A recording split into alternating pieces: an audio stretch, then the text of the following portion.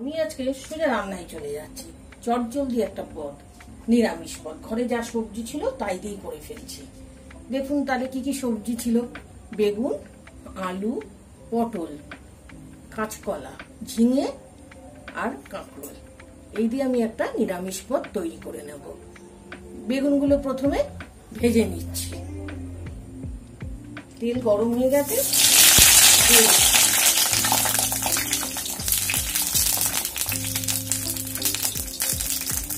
নুন দিলাম,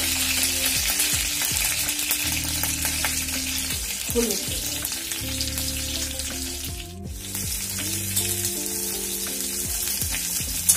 এবার বেগুনগুলোকে আধ ভাজা করে নেব। আধ ভাজা করে এগুলোকে তুলে নেব। আপনারা রান্নাটা দেখতে থাকবেন আমি কিভাবে নিরামিষ পদ করি, ঘরোয়া ভাবে একেবারে।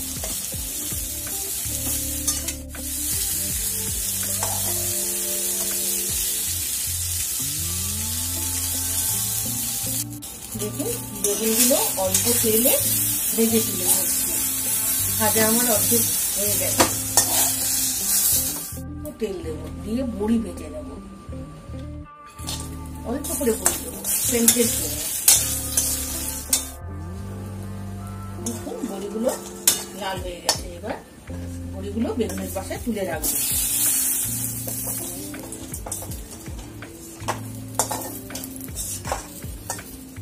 তেল দিয়ে সবজিগুলো মজতে দেবো। আমি জিরেটা ছেড়ে দিচ্ছি আর একটা কাঁচা লঙ্কা কাটিয়ে দেবো।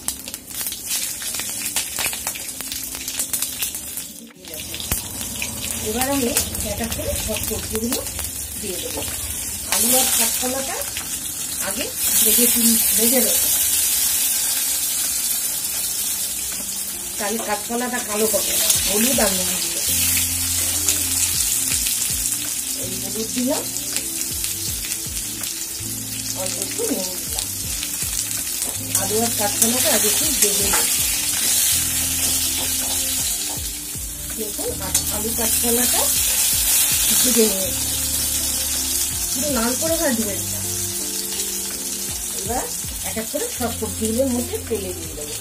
প্রথম দিলাম কাঁকরোল, সব লম্বা লম্বা করে দিয়ে দেবো।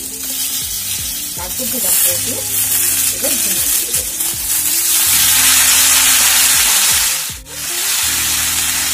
আর একটু হলুদ দেবো আর একটু চিনি দেবো। এবার নেড়ে নেবো, নেড়ে ঢেকে দেবো। এবার আঁচটা কমিয়ে দেবো। নিভে আগে তরকারিটা সিদ্ধ হলে জিনিসটা ভালো হয়। দেখুন ঢাকনাটা এবার খুলছি। এর মধ্যে আমি 2-3 বার নেড়ে দিয়ে গেছি। তরকারিটা কত নরম হয়ে গেছে, কমেও গেছে। এই পর্যায়ে আমি দেখুন এখনো জল আছে ভিতরে। এই পর্যায়ে আমি একটা মশলার পেস্ট করেছি। এর মধ্যে আছে আদা, জিরে, ধনে আর শুকনো লঙ্কার গুঁড়ো অল্প, কাশ্মীরি লঙ্কার গুঁড়ো অল্প আর কাঁচা লঙ্কা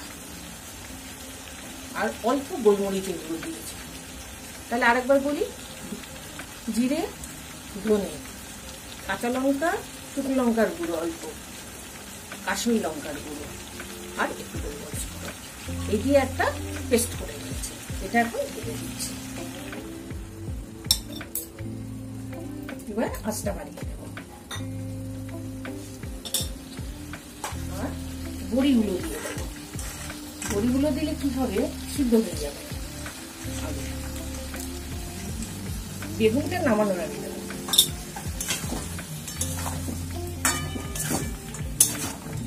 আবার এটাকে কিছুক্ষণের জন্য ঢেকে রাখবো। এটা খুলছি, জলটা শুকিয়ে গেছে। আমার কষানো হয়ে গেছে। এবার এই মশলার গন্ধটা কাটানোর জন্য আমি অল্প জল দেবো, এক বাটি জল দিয়ে দিচ্ছি।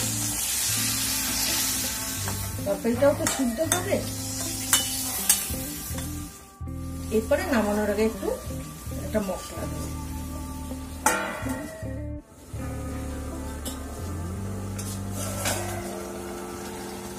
দেখুন ঢাকনাটা খুলে দেখলাম জলটা শুকনো শুকনো হয়ে গেছে, সবজিগুলো আমার সব সিদ্ধ হয়ে গেছে এবং মশলার গন্ধটাও চলে গেছে। নুন মিষ্টি ঝাল সব দেখে নিয়েছি। এবার বেগুনগুলো দিয়ে দেবো।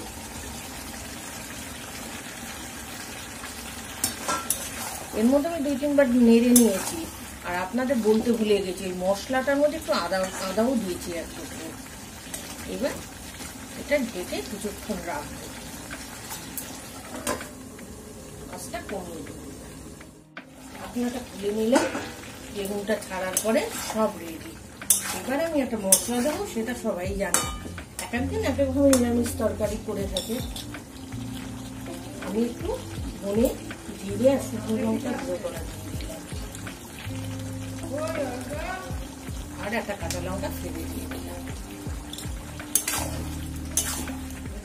এবার নেড়ে ঢেকে দিলাম। কমপ্লিট আমার নিরামিষ তরকারি।